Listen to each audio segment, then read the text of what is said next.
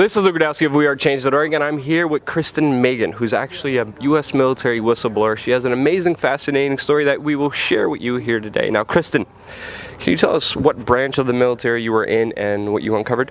Sure. I was in the Air Force on active duty for 9 years, and I worked in bioenvironmental engineering. And now, I know the issue came up with chemtrails. I know that's an extremely controversial issue. A lot of people are extremely divided on this issue, but you actually saw things from your experiences that kind of give it a little bit more validity than I actually saw ever before. Can you go into the details of exactly what you saw? Yeah, basically, to summarize it, part of my job was to know everything that was going on in the military and what type of impact that might have on human health, and then the environmental aspects and impacts. What chemicals are we using? How are we disposing of it? Kind of cradle to grave. So we were the internal compliance people for following OSHA and EPA standards. One part of that process was to approve chemicals, hazardous materials. You know, what are you using? Why do you need it? Where's it being used? And tracking that disposal. After it being brought to my attention about chemtrails or geoengineering, I used to think it was crazy.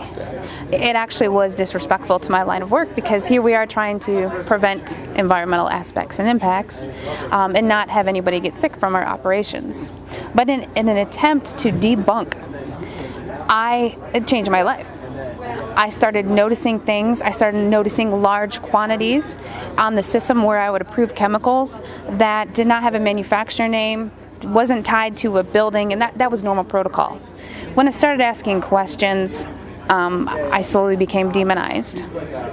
A couple years passed after that. When I asked again and people realized I was kind of being more vocal about it on social media, I was starting to be thrown into a mental institution and have my daughter taken away. Wow. That changed my life. I no longer view the military the same way, and I feel like after 9 years of trying to uphold an oath, I'm able to do that now. And so you uncovered a lot of these hidden chemicals. Where's the connection with the chemtrails? Well, the connection is, at first, when I saw these large quantities of aluminum, barium, strontium oxides and sulfates, I thought, well, this could be for an industrialized process, for something called shot peening or, bead blasting, things that you see in kind of the automotive industry. Except those were already accounted for. I already knew how much was used for those processes. It was a little type of different constituent. And the first thing I did, part of my job was to sample air, soil, and water. So that's what I did. I air sampled the soil, the air, and the water. And due to my profession, I know at which levels or limits of detection you need to check that at. And the amount of pollution that was in my area, and this is tests I did in Oklahoma, in Georgia, in Chicago where I'm now.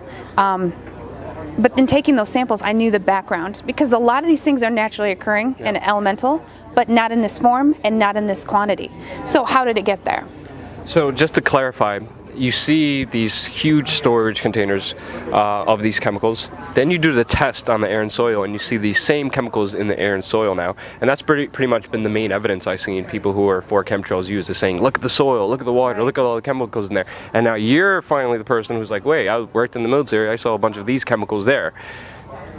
That's crazy. It is crazy. I used to think it was crazy, and everyone asks, why are there no pictures? Yeah. Well, I'd like to see you try to take a picture inside of a restricted air hangar, because you'll have an M16 in your back. Yeah. And the hardest part for people to realize is, where are the pilots? Like, there's people who have come forward, but these people are scared. You look at what's happened to whistleblowers, look at Snowden, look at Manning. People are scared. And I think because this topic is already labeled a conspiracy theory, I don't think the government necessarily views me as a threat yet. And I know it's not the most safe thing to do, but it's the right thing to do. It's laughed at. It's made obscure. But just to bring the point home, the question I have is, why are they even chemtrailing? Why is the military and government chemtrailing us? I don't know. What's your understanding of it? Well, I don't have anything that can solidify, but I do have my opinions, and that is the history of weather weaponry. I mean, you can take away people's monetary system, you can take away people's rights, but you take their food and you disable their ecosystem, that's the number one way to handicap people. And they've done it since the 40s, it's not new. Also seeing how it started out to be a government program, and then noticing that it is a way for private corporations to profit off this, whether it's controlling agriculture, profiting.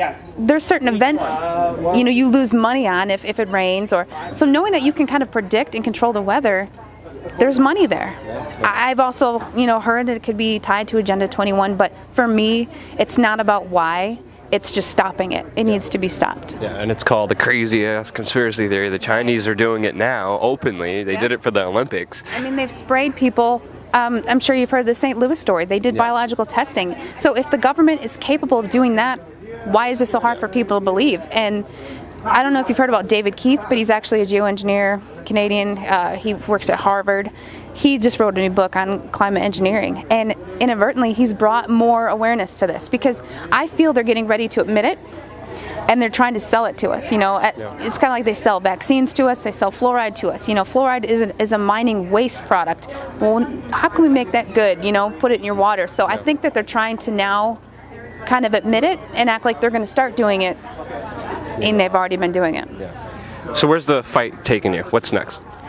Well, my biggest issue that I have been tackling is to wake up other people in my profession. I worked for the federal government for 12 years, and it is my line of work.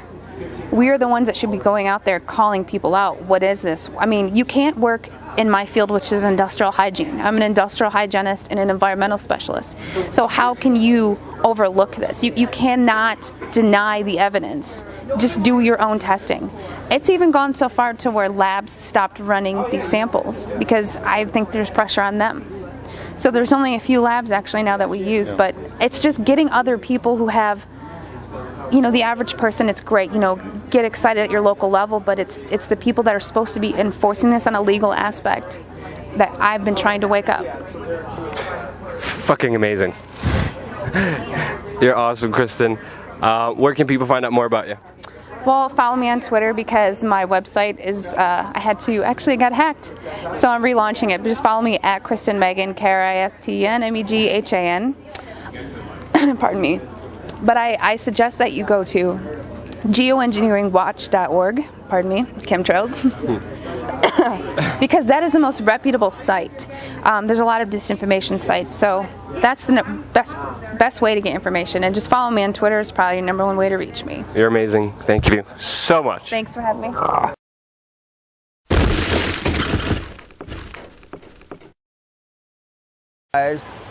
And if they'll quit being a captive of the television and start looking and listening to what happened to our country and what's going to happen if we let it keep on like it is, we'll have nothing. We will never say we have to fight the powers that be. No, we have to empower the poor souls that are so victimized by their past and whatever emotional servitude has been imposed on them that they need to suffer.